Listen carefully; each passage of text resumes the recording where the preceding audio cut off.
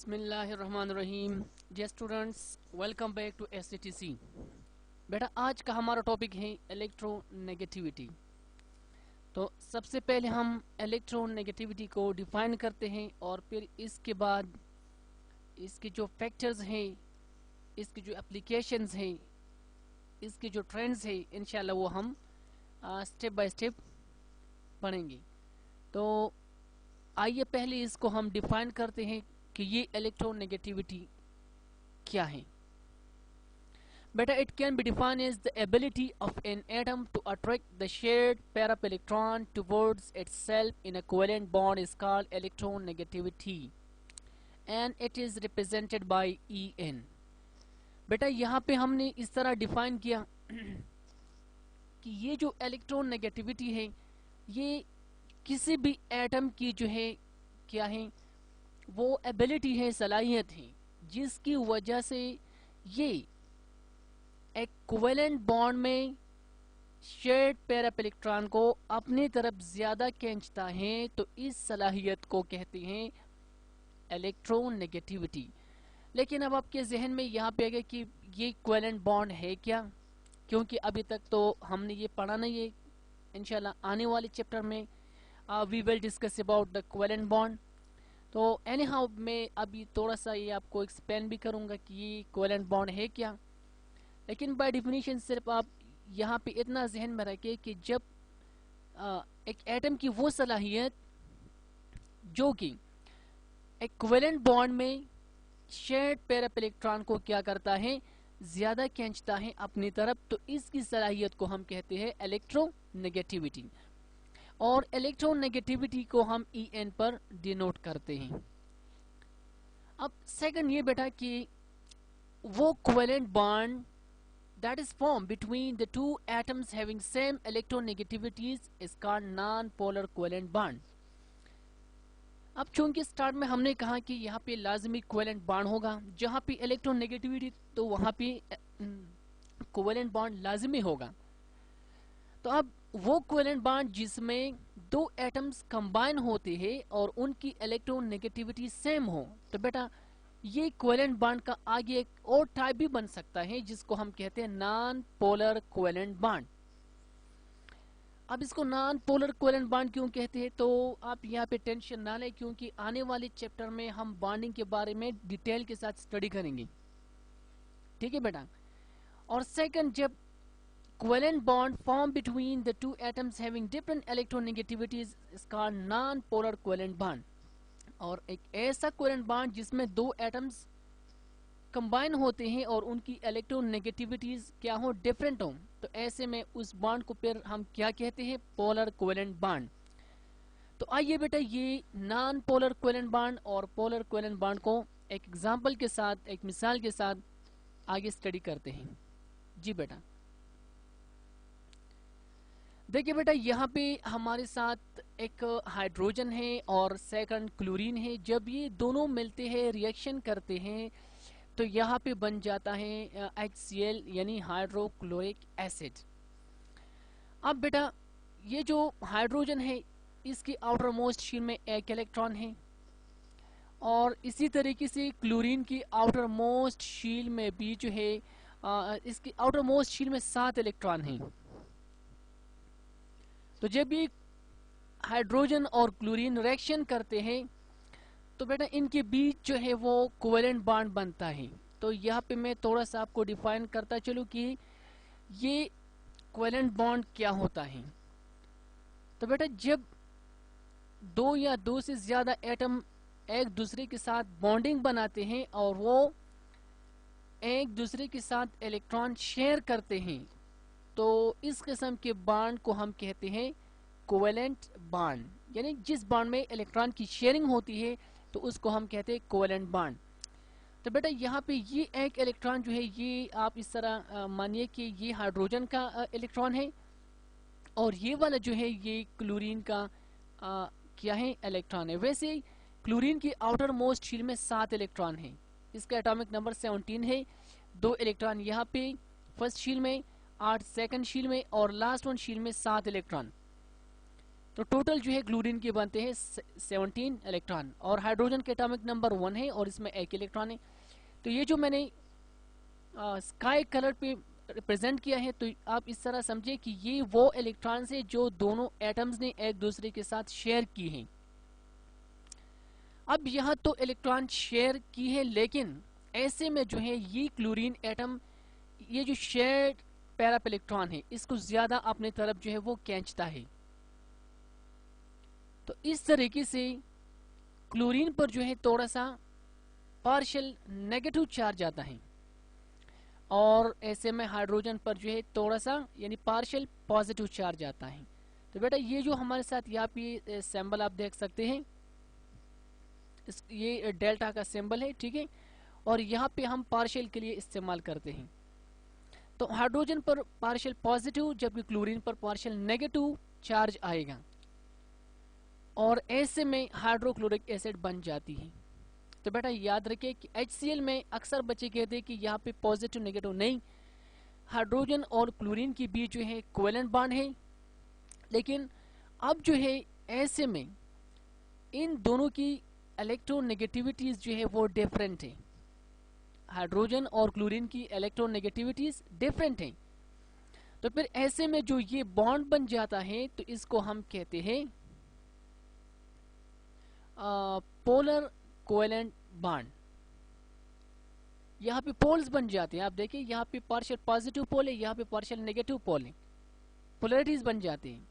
तो इसलिए इस किस्म के बॉन्ड को हम कहते हैं पोलर कोवेलेंट बॉन्ड।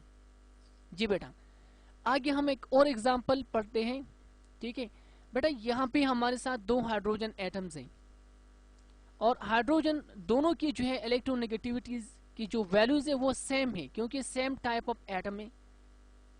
तो यहाँ पे H2 बन जाता है मॉलिक्यूलर हाइड्रोजन। तो डायग्रामेटिकली बेटा ये हमारे साथ एक हाइड्रोजन एटम, ये इसका इलेक्ट्रॉन है, और ये वाला, और आप इस तरह समझे कि दूसरा हाइड्रोजन एटम है और ये इसका जो है इलेक्ट्रॉन है। दोनों ने एक दूसरे के साथ एक एक इलेक्ट्रॉन शेयर किया है। तो अब ये जो शेयर्ड पैरा इलेक्ट्रॉन है ये इक्वली दोनों तरफ जो है ये दोनों एटम अपने अपने तरफ जो है इक्वली खींचते हैं। तो ऐसे में इस पर पोलैरिटी नहीं बन जाती, और यहाँ जो बॉन्ड बनता है ऑलरेडी तो कोवेलेंट है क्योंकि शेयरिंग की है इलेक्ट्रॉन्स की। अब कोवेलेंट बॉन्ड में कौन सा है, ये हमारे साथ है नॉन पोलर कोवेलेंट बॉन्ड, क्योंकि इसमें पोलैरिटी नहीं है। तो बेटा ये हमारे साथ ही polar covalent bond, non polar covalent bond. लेकिन अब ये जो यहाँ पे पोलर कोवेलेंट बॉन्ड बनता है, या इसमें जो है सॉरी यहाँ पे नॉन पोलर कोवेलेंट बॉन्ड है, यहाँ पे पोलर कोवेलेंट बॉन्ड है, तो ये क्यों है?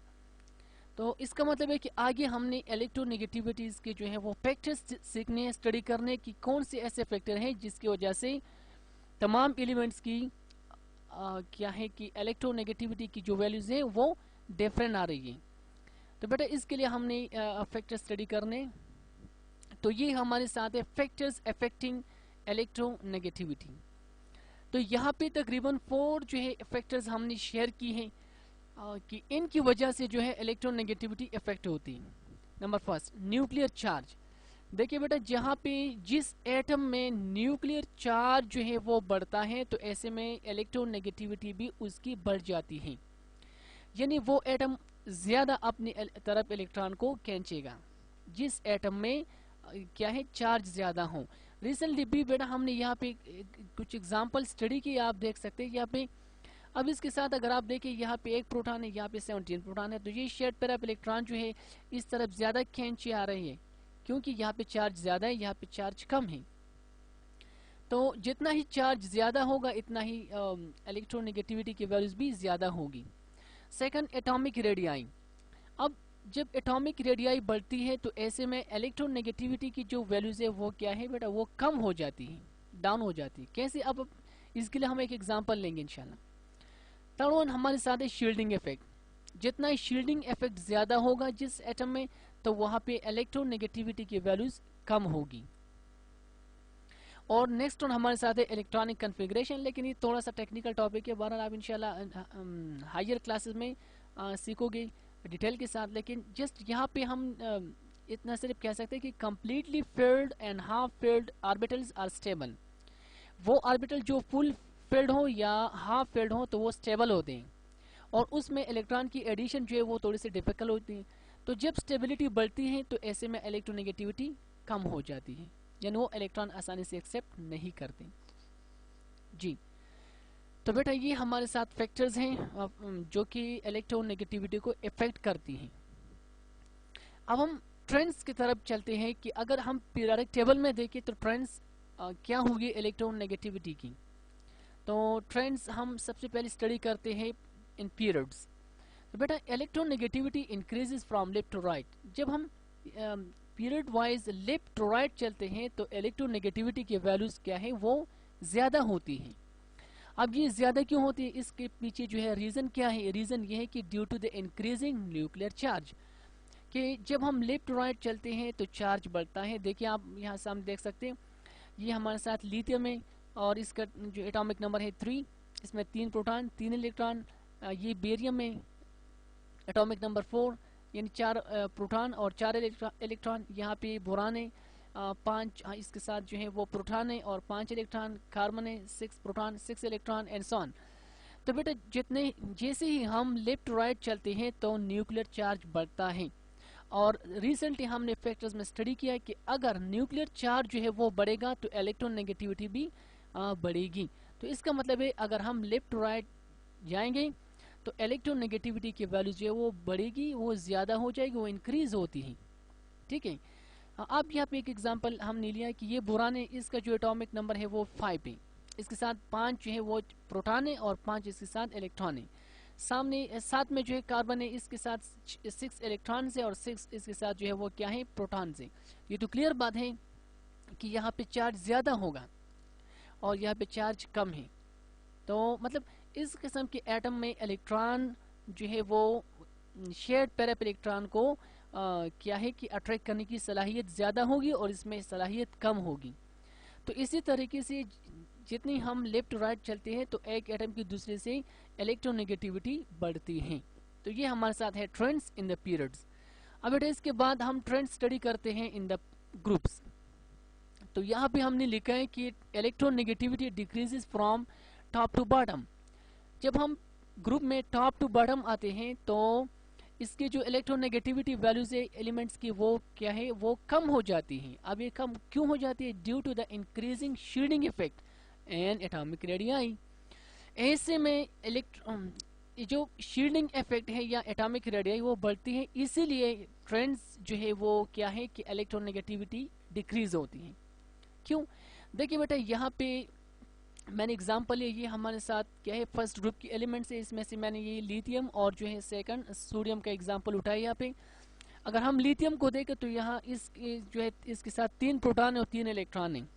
और सेकंड अगर हम सोडियम देखें तो इसमें 11 प्रोटॉन 11 इलेक्ट्रॉन। तो क्लियर बात है, एक तो यहाँ पे शील्डिंग ज्यादा है। देखिए कि इनर जो है यहाँ पे 2 इलेक्ट्रॉन है जो कि इसको शील्ड करते हैं। तो जितना ही शील्डिंग इफेक्ट ज्यादा होगा इतनी ही जो है इलेक्ट्रोनेगेटिविटी कम होगी। अब इस एटम में जो है क्या है कि जी सॉरी देखिए इसमें 2 इनर इलेक्ट्रॉन है, इसका शील्डिंग जो है वो कम है as compare to this one, इसमें शील्डिंग ज़्यादा है। तो जिस एलिमेंट में जिस एटम में शील्डिंग ज़्यादा होगी तो वहाँ पे वो इलेक्ट्रॉन अट्रैक्ट करने की सलाहियत कम होगी। तो चूंकि जब हम टॉप टू बॉटम आते हैं, नीचे की तरफ आते हैं, शील्डिंग ज़्यादा होती है, तो इसका मतलब है कि इलेक्ट्रोनेगेटिविटी कम हो जाएगी। अब इसकी इलेक्ट्रोनेगेटिविटी ज़्यादा है as compare to the sodium, क्योंकि यहाँ पे शील्डिंग इफेक्ट ज़्यादा है और यहाँ पे शील्डिंग इफेक्ट कम है। सेकंड फैक्टर हमने यहाँ पे कहा कि एटॉमिक रेडियाई भी इसको इफेक्ट करना है।